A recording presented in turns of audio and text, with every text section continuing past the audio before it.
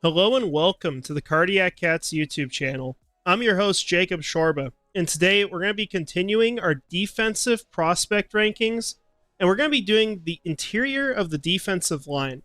So we hit cornerback last time, now we're focusing on the defensive line, and then next video, that'll be our final rankings video. We're going to talk about edge rushers. It's going to be the defensive ends, it's going to be the outside linebackers. We're going to hit all of them. There is one player that would be debatable where he plays, whether it's considered an interior defensive lineman or an edge rusher. And that's Darius Robinson. He will be in the next video, so he will not make an appearance in this one. If he did appear in this one, he would definitely be on this list. He'd be really high on it.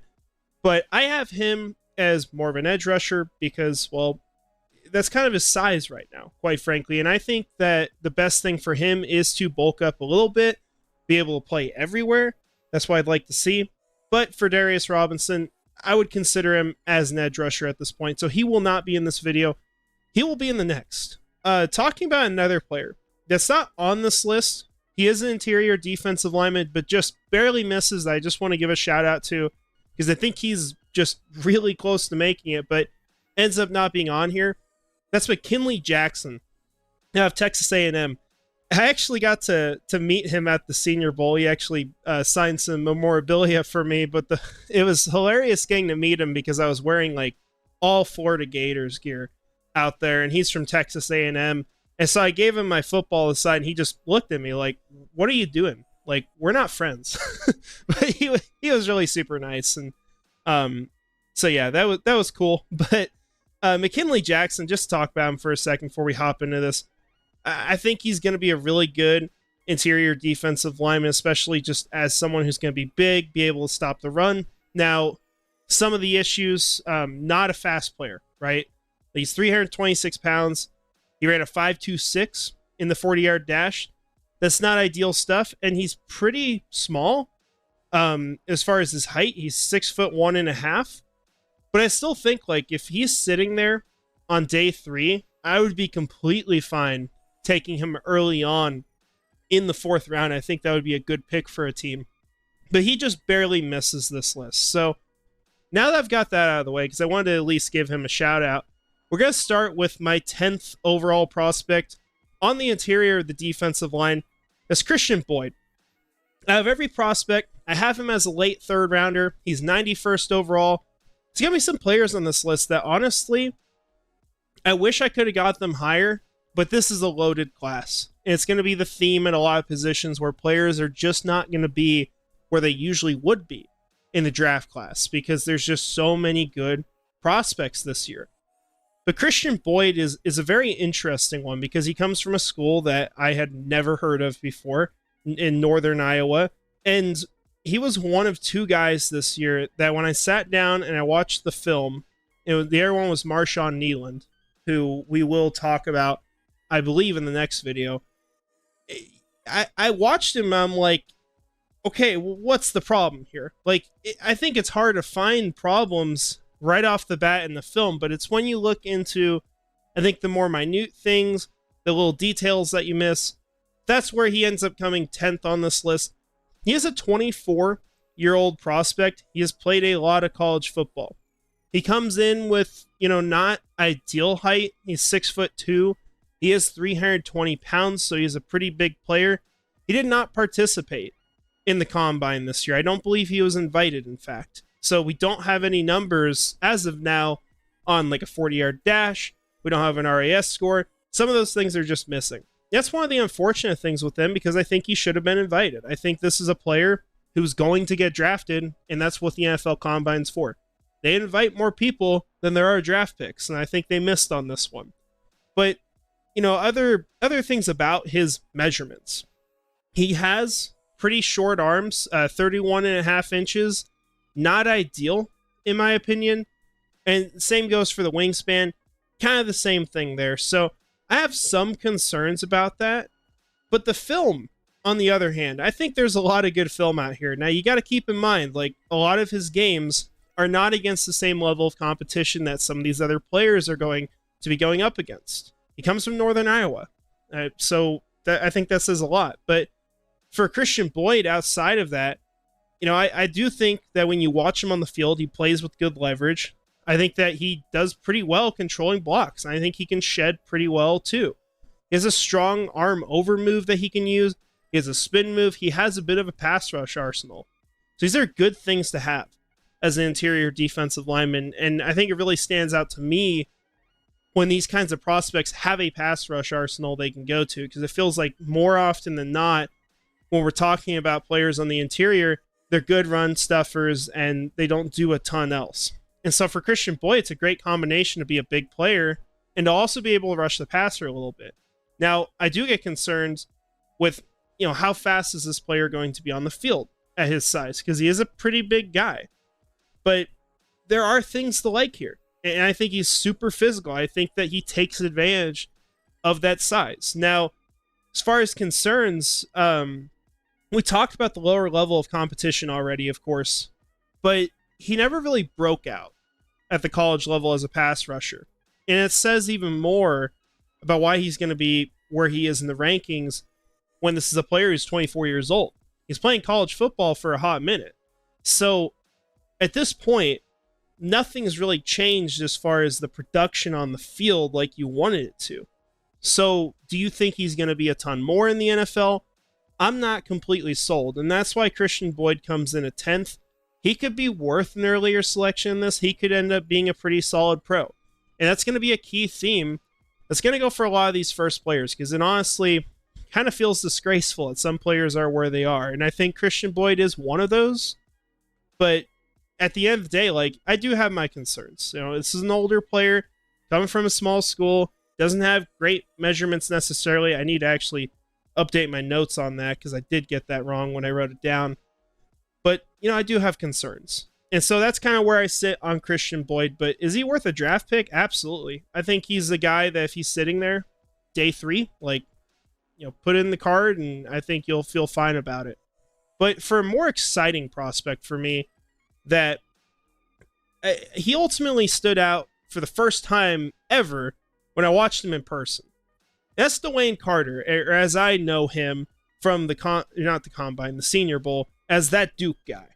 That's all I called him the whole week, because I did not remember what his name was. But every time he was out on the field, he was killing someone. Just crazy explosive as a player. I mean, he'd win reps within half a second. But he stood out a lot there, and that's how he got on this list. He's a 23-year-old prospect. He has decent height, not necessarily ideal, but he's 302 pounds. I think that's a pretty good size, especially for how fast he moves. He has huge hands, decent arm length, meets the threshold there. And you look at his 40 time, it shows as being yellow on here, and that's only really because you have some crazy times from some of these players. I think a 499 should be in the green usually, but we got a player coming up here later that ran a 475. So Dwayne Carter, I think he ran a pretty dang good 40-yard dash. I think he's a very explosive player on the field, and I really like what he can offer. So definitely someone I'm a fan of after watching him out at the Senior Bowl. To get into the film on him, some of my positives. I think, the size isn't the greatest, right? I think it meets most of the thresholds that you need. I think that he's clearly a very intelligent player when it comes to football, and he's a leader on that team. He plays with a high motor at all times, and he has a really nice arm over move that he uses against blockers, especially when they lunge at him. He does a great job taking advantage of that. Like I've said, very explosive off the snap, and I love to see that, and that's going to help him be a better penetrator, which is something he did struggle with a little bit, but that is a positive to that aspect of the game, that he's going to be explosive. He might be able to shoot between gaps quick. It just hasn't shown on film as much. And then talking about leverage, I think he plays well with it. And you see that from some of these smaller prospects that come in with non-ideal height, and that's going to be a theme that we're going to see at least with one of the top guys here. So those are all things I really like, but your concerns, the height is not really there like you want. He does get knocked on the ground a bit too often, and it happens a lot when he's double teamed, but don't like seeing that. And then the final thing, I alluded to it a bit, the gap penetration that's where he's going to have to find most of his success. I don't know if he's going to be able to be effective enough doing that, but I do think that Carter, coming into the NFL, will at least start as a rotational guy and then maybe be able to be a full-time starter at some point for a team. I think he's going to be able to play that amount of snaps. It's just a question of, is he going to go out and earn it? And this is the kind of player I would take a bet on doing that. So if you want Dwayne Carter, I think you could take him as early as pick 96 in this draft. I do think there will be prospects maybe ranked higher at that point. But as far as my rankings, I think it'd be a solid value. So I do like Dwayne Carter. He falls 9th on here against all odds. It's weird that ends up being the case, but he is a pretty good player in this class and someone who stood out every time I've watched him. Now, we're going to talk next about someone who, at the beginning of this draft cycle, he was a first-round pick because of what he could be. He's a first-round pick like another guy who is not going to make this list in Mason Smith, but that's Leonard Taylor III. Early on in the cycle, watching his film, especially with how good he started the year, because he graded out incredible, and he had some good film in the first few games. I thought, man, this might be the guy we pick when it comes to April. And obviously, that's a long time ago. Like, we're talking about, like, September for when I was thinking that. And then things just kind of died down for him. He did not have the season that he was looking for. He was a player who had to break out, who had to have a big year, because that was the expectation for him to make the first round. He ends up not being able to do that, but there's still a lot to work with here. He's 22 years old after the draft. He's 6'3.5". That's good height, I would say. 303 pounds is nice. He does have small hands. That's not ideal. I think he can live with it, though. He does have long arms that make up for it. Gets over 80 inches for his wingspan. Now, as far as his speed, it's okay. It's not the greatest in this class, of course, because we got some very fast players that we're going to talk about here in a minute. But I think it's solid. I think it's good enough. And there's stuff to work with him. I mean, you got to remember that this is a former first-round prospect as far as how we considered him to go in this draft. And while it didn't end there, maybe next year he breaks out. I mean, teams are going to take the bet on that. And I wouldn't be shocked if Leonard Taylor ends up going in, say, the late second. Like, I think that's realistic for where a team could take a shot on him, especially a team like, maybe Kansas City trusts himself to be able to develop him. One of these playoff contenders that made it really deep, and now they want to get an interior defensive lineman that they can develop. And a lot of those teams have done well at it. So I could definitely see that. But getting into the film on Leonard Taylor, the positives that are there. He is very explosive off the line. I felt like he was among the fastest at his position. For some reason, the 10-yard split didn't really show that. But that's how I felt about him. That's what I saw in film. And film is, at the end of the day, arguably the most important thing here. Because athletic testing isn't what you do on the football field. Film is a representation of what happens on the football field. But Leonard Taylor, something I do think he's really good at is collapsing the pocket consistently. I felt like he did that on a lot of plays. I like to see that. That's going to put pressure on the quarterback, force him to roll out wide. And you talk about with Jacksonville, like, is there a use for that? Yes, because you've got some great defensive ends you're going to have in Josh Allen and Trayvon Walker that are going to be collapsing in. Now you need the interior guys. You got Eric Armstead. Hopefully Devon Hamilton comes back strong. Leonard Taylor would be a pretty good fit for that reason. And as well, we talk about he doesn't have great hand size. He does have strong hands, though. And he does do well to wrap up on most players he gets a hand on, talking about ball carriers. And some of that does come down to that wingspan. Like, he does have long arms that make up for it. So he will get his hands on you, and he can rip you down. So those are things I love about him, but there are concerns. I don't think he plays with enough violence. I think that he's definitely not a technically refined player by any means at this point. He has to do a lot to improve his arsenal of moves. I think as far as against the run as well, he's got room to improve there. He went down with a lot of linemen he knocked over. I mean, he was not someone who would go bulldoze someone and then pass him. Like, he would just, if someone went down, like, he'd go down with him. And I wasn't a fan of that. That happened a few too many times on film. And of course, like, he didn't have that breakout year that we were looking for. But there is the upside there. I don't think there's a ton of limitations on his game. I think he could be a very good player in the right system with the right amount of time. And Leonard Taylor might be a very good player to take a bet on at the next level. Now our next guy, he might not really belong here at 7th overall just after what happened this week because, well, it's not good. That's Tristan Sweat. He ends up getting a DUI in Texas. Once again, another Texas incident taking place. You had Rashid Rice already. Now you got Tristan Sweat. I won't go into the details of it all, and I have not bothered to spend a ton of time researching into that at this point, because he really wasn't a player I thought that I'd really consider drafting in this cycle. And so, you know, I have my notes on him, of course, but there's a lot of questions now with, like, what is going to be the ultimate, like, scenario for him on draft day? Like, is he going to go in the second round still? Is he going to now be a 4th or 5th round prospect? Because the rumor is that he was telling teams that he did struggle with drinking. He did struggle with, like, drugs and that sort of stuff. And then you come out to, like, a few weeks after the combine and all this, and, you know, free agency's been going. All of a sudden, weeks before the draft, he ends up getting pulled over and arrested. And so that's not good. Like, when you tell someone you're struggling with these things, and I appreciate his honesty, you know, that's a good thing in itself, but he obviously struggles with it, and that's not changed at this point. And so I wish him the best.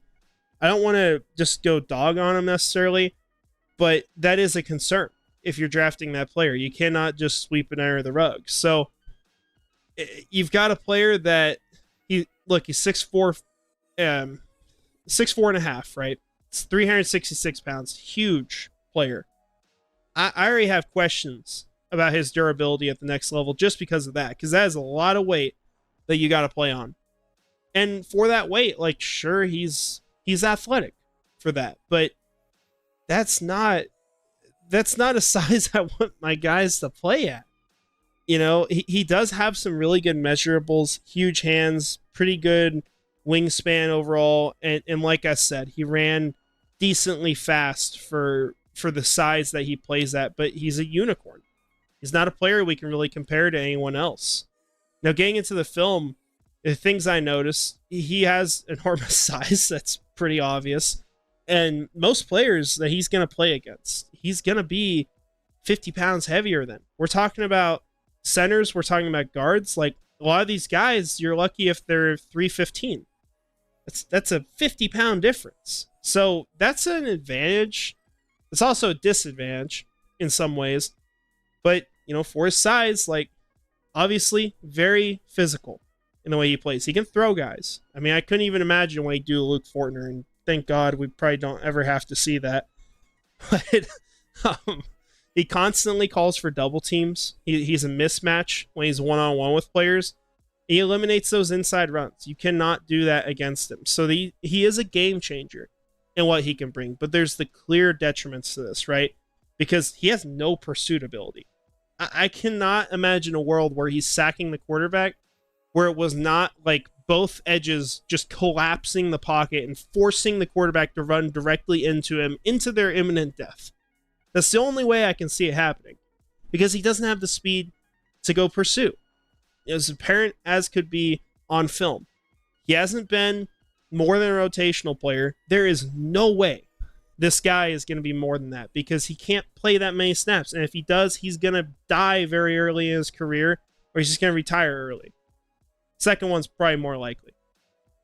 And then, you know, the final thing, well, I said he does play physical, right? We're talking about a 365-pound-ish player. Strength, as much as I thought it should show up, didn't show up in the way I wanted it to. I thought it could have been better. So he's a very different prospect, and I put him at 7th before the whole incident because he does have that potential to be a game changer.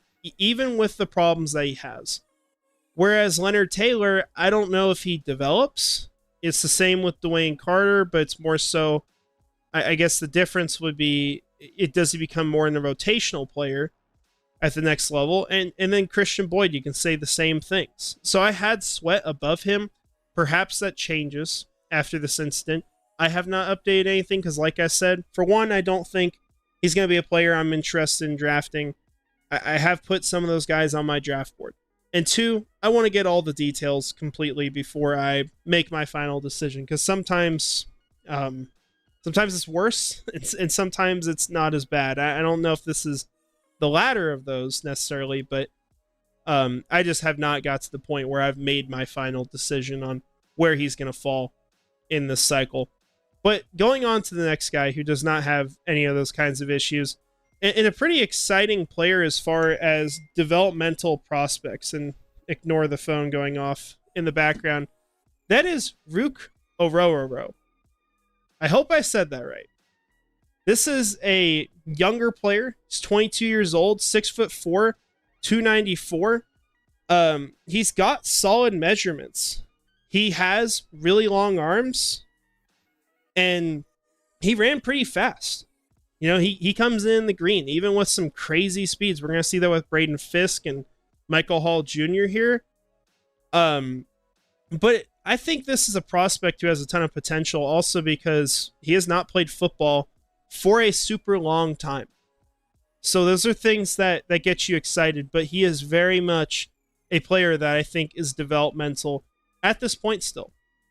Like, a little undersized still. I think he put on a little bit of weight for the combine, coming in at 294, but I think he's got to do just a little bit more. Comes out of Clemson. He's got good height and really good speed. And despite his size, like, while I mentioned that as a knock, he shows power in his game. He can uproot defenders, and maybe it's the speed to power conversion. It's hard for blockers to stop him if they cannot get that initial anchor, because he just keeps running and running and running at you. He doesn't give up on plays. He has a very good motor, and he has very good balance.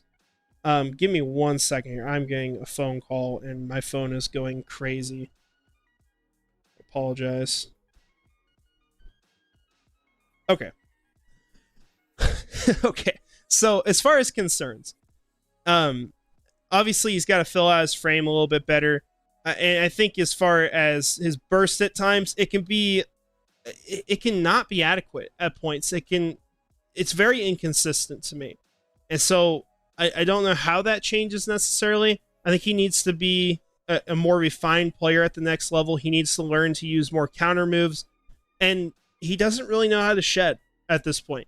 It's like once he gets into contact with a blocker, he may be able to push him, may be able to do that kind of stuff at points, but he usually is not able to get off the block, so it doesn't help him in run defense because he's not able to shed, he's not able to get his arms out and bring down players as well. So there's limitations right now to what Rook can do on the field, but there's still a lot to work with, because if he puts on, say 10 pounds, he keeps a lot of the speed still, and he learns some pass rush moves at the next level, there's not limitations on this player. I think he's got a lot of the skills that you want to see, or the intangibles would be a much better word to use, to be a solid player at the next level. Now, getting into the top 5, the next one's kind of obvious for me. There's a bit of a jump after it. This is Braden Fisk. It's my 53rd overall prospect, coming out of Florida State. Fisk is an older player. He's over 23 years old right now. He also does not have adequate height for the position. He is one of the shortest of this draft cycle. Comes in at 6'1.5". He's 292 pounds, so a little bit of a concern there too. And the measurements, not ideal. Like, okay hand size, but short arms, not a great wingspan. All those things, and why he gets above every other prospect, is because of how ridiculous he was able to test out athletically and how that's backed up on film in the way he plays. He is explosive. He is a damn fast football player, running a 4.78 as a defensive tackle. Had a good 10-yard split as well. fantastic RAS score, because how do you not have that if you're running these speeds as a defensive tackle? And it makes up for some of those bad measurements. So it's very impressive that he's that high on it. It says so much about what he is as an athlete. Getting into his film, he has explosion off the line. He plays with twitch, the quick twitch. He's playing with his hair on fire at all times. Super hot motor at all points. I think he does a great job working his way off blocks as well against the run. He can get off, he can tackle, and it's kind of funny that he can do that despite, having pretty short arms and not having the advantages that you would want in a player to be able to get off blocks, because he usually at that size should be getting controlled. He is not that kind of player, but it does show up on film once in a while. The short arms, you can't get fully past that. I think he does a lot to work his way around it, but it's still a bit of a problem, especially when he's hand fighting with blockers. I think his hand usage is an area where he needs to improve. And as far as the leverage battles, he's a player that plays very high. He does not get low. And it's crazy that that's the fact, because he's 6'1.5". He has every kind of advantage, at least for leverage, and he's still playing high with offensive linemen. So those are things I don't like about him. I think there's limited upside as well, because, well, you have clear limitations, right? So those are some of my concerns ultimately with him as a prospect, but I do think this is someone who could be a pretty good pro right off the bat. So if you want to draft him, that's completely fine. Not necessarily my cup of tea, but he does deserve to be above many of these prospects, because I do think he has a little bit more of a complete game than a lot of them, and he makes up for those measurements. So very much think that he's going to be pretty good off the start when you put him in comparison with some of these other players. Now, getting into my very favorite prospects here, and this is a guy that I've hyped up for a while, been a huge fan of. I was told, he's got terrible measurements. He's going to be small. He's not going to be someone that is going to even really have a shot in the NFL, because he didn't do anything at Ohio State, and, he doesn't have the tools that he needs. I don't think that's true. Michael Hall Jr., he's under 21 years old coming into the NFL. He's got solid height. He's about 6'3".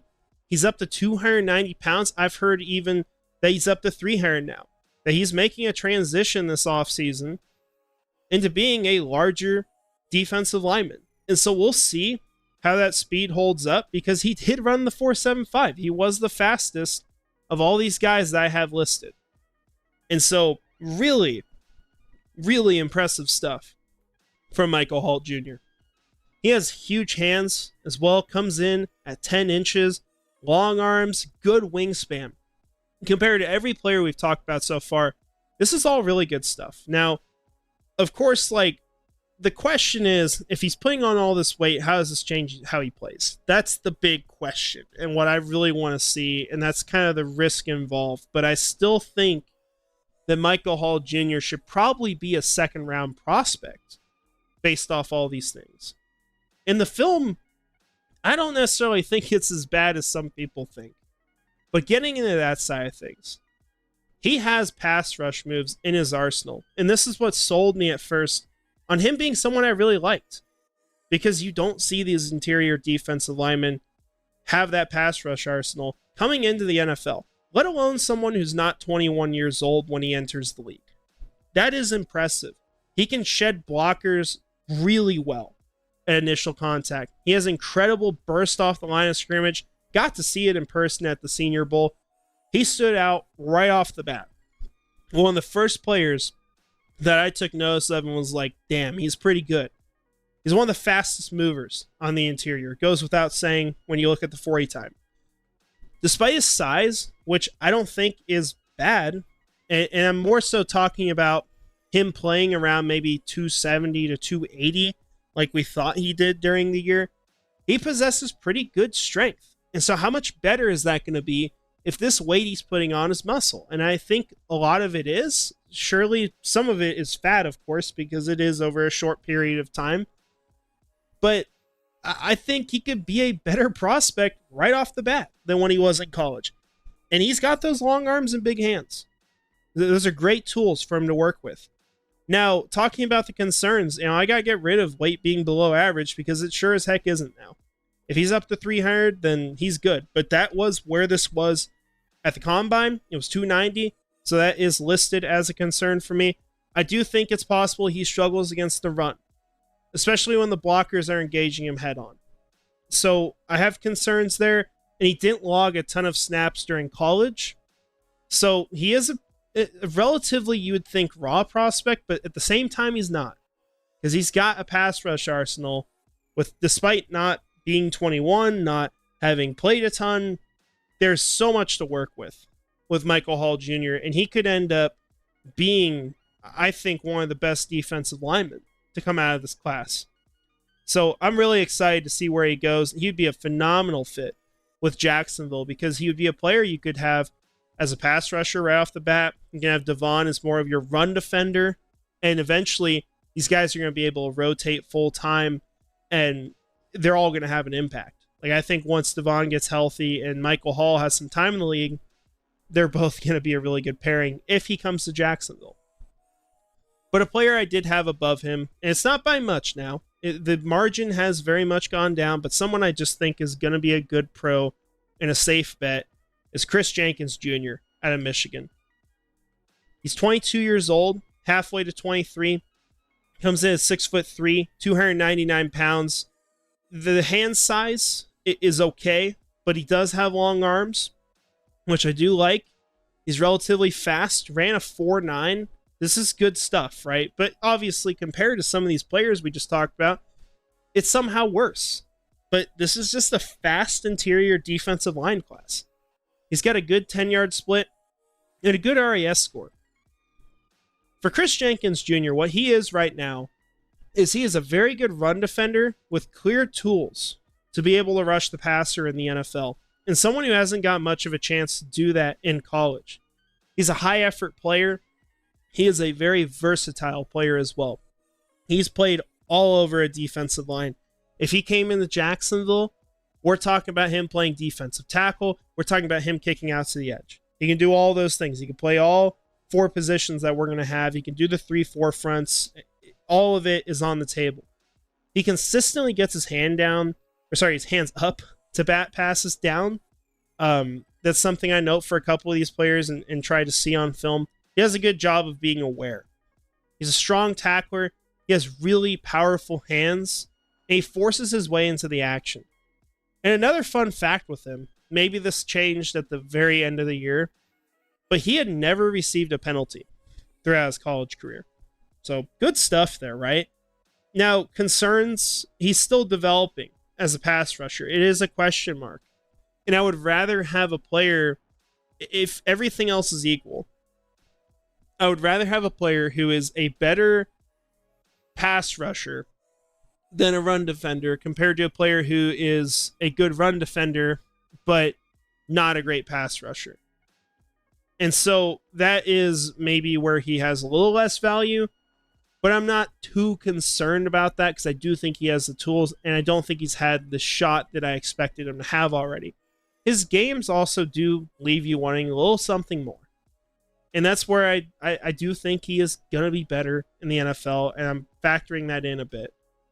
And as far as my only area concern, I do think he lacks, that variety of counter moves. He needs to develop some pass rush moves to use in his arsenal at the NFL level. But Chris Jenkins Jr., there's a lot to like about him. And I just think he's going to be a good pick for whoever takes him. Now, getting into our top two, if you follow me on Twitter, you know who number one's going to be. But number two is Byron Murphy, the second, out of Texas. It's my number 18 overall prospect, and their first round grade here. Chris Jenkins Jr. just barely met the mark at 32nd overall, but he does make it in. Byron Murphy the second, 21 years old, 6'1.5", 297 pounds, 10.25-inch hands. It's really great size. He is a little undersized, though, when it comes down to ultimately his wingspan. And obviously, you look at that height. This is just slightly less than Braden Fisk. So that is a major concern that teams have with Byron Murphy coming to the next level. But he is a fast player. He is a player who does have some of that explosiveness that you're looking for. And what he really does, I feel like, to take advantage of that height is just plays with some of the most ridiculous leverage that you can see. He is an athletic freak. He does have a strong and compact build, and I feel like he generally has his way with blockers using that leverage. It has a huge advantage that he does have, and he knows how to take advantage of his build. He has good sack production as well this season. He plays with super heavy hands, causes chaos in the backfield. And this is a player who has a lot of pass rush moves coming into the NFL. Those are all things you really like. It's just a question of how do you view the height, because that is not ideal. And the arm length is not ideal either. So there are reasons to have concern here. Now, he also, while I said he can be explosive, sometimes when he's coming in for the tackle, comes up a little short. I think he can improve a little bit there. And that chaos that he can cause in the backfield, sometimes it gets too chaotic. He can get knocked down. I think he needs to be in better control of himself. But with this all said, with the height concerns, I do think that Byron Murphy II is going to be a good player at the NFL level. I think he's going to overcome it. It will have its detriments. It will have things that he just won't be able to really get past. But I do think at the end of the day that he is going to be a productive pro and someone that teams should covet in the first round. He's probably going to go shortly after Jacksonville's pick would be my guess. I think you look at Cincinnati, you look at not Buffalo, you look at Los Angeles, the Rams. Like, these are two teams I think could just take defensive tackles back to back after our pick. But the top guy, someone that I think would be a phenomenal pick at number 17 for Jacksonville, and someone they could use. Even though they've got two defensive tackles, I think he would have a huge role on this team. That is Jer'Zhan Johnny Newton out of Illinois, one of my blue chip prospects and my number 8 overall prospect. He's 21 years old. He'll turn 22 at the start of the league year. He's a little taller than what Byron Murphy is, but he does have some of those same concerns. Not ideal height. It is better, but not necessarily where you want it. He does come in with better weight. He comes in over 300 at 304, and he has decent hand size. His arm length, though, kind of the same thing. Not ideal. But when you watch Johnny Newton on film and you keep your mind on that and you don't just factor in the fact that the measurements aren't there, he shows up on film. He plays like a monster. This is a guy who bulldozes through offensive linemen consistently. He does a fantastic job being able to penetrate the offensive line. Sometimes he looks like a bull in the china shop, but he plays under enough control. It's not necessarily the same as what I see with Byron Murphy II at points. I see this player constantly working his way towards the ball. He almost looks like an edge rusher when he's in pursuit. He's a fast player, and it's a shame that he wasn't able to participate at the combine or the measurements, because I think if he was able to, he would be easily the defensive tackle one without a debate. And right now he is for most people, but there's at least that debate there because Byron Murphy II got his opportunity while Newton didn't. And that is a big difference here. Johnny Newton also has versatility. He plays all over the defensive line. Similar to Chris Jenkins Jr., he's going to be able to play defensive tackle. He's also going to be able to play that defensive end role here and there, and even in the 3-4 fronts. Now, Johnny Newton plays with violence. He will ragdoll smaller blockers. He has great movement skills, and similar to Chris Jenkins Jr., he will get his hands up in the air. He will bat passes. He has awareness that he plays with.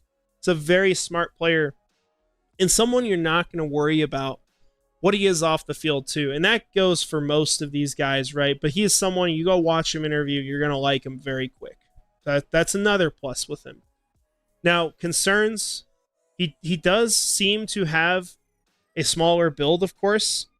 And this is better for a team, ultimately with what Johnny Newton offers, for a team that wants a pass rusher. It's not looking really for a run defender. And so for Jacksonville, you could try to argue, well, we struggle in run defense. Johnny Newton's, upside is mainly in the pass rush department. He can be a run defender too and do fine, but that's not where he's great. Maybe you feel better with a different player on the interior. But I do think that this is such a minor thing that it's not really knocking down where he is much for me. And then just in general, like we mentioned, these measurements are generally below par. They're not terrible, but they're not necessarily where you want them to be. But when you watch the film with Johnny Newton, I think that he shows that he's the best defensive lineman in this class and that he is going to be a pro at the next level. He's going to have a very good career. And, one of his comparisons is it's Sharif Floyd, former Minnesota Viking, who had a short career. We didn't get to see him play for long. But he plays very similar in his game. And so maybe Johnny Newton will be the second coming of Sharif Floyd, have a long career, and be someone who's going to be very fun to watch for a long time in the NFL. And hopefully he's on Jacksonville and not somewhere else in the division. We'll see where he lands, of course. But he's definitely a player I'm very excited for in this cycle. But that's all our players for the video. I appreciate you guys joining me. Apologize once again for the interruption there. I could not ignore it because I did need to respond. But hope it was just a minor thing. But I do appreciate you all tuning in. It's been fun to talk about these rankings. We got one more coming with the edge rushers. I think it's a very enticing conversation because you've got three guys at the top, in my opinion, that are just so close. And you could argue any one of them is easily the best. But they're not really easily the best because they're all great players. And so I'm going to try to work my way through it and give you who I think is the best prospect out of the group. It's going to be a hard conversation, but all you got to know about edge rushers, there's some damn good prospects there, and we're going to talk about that next time. But thanks for joining. Hope you guys have a great rest of your day. And finally, go Jags.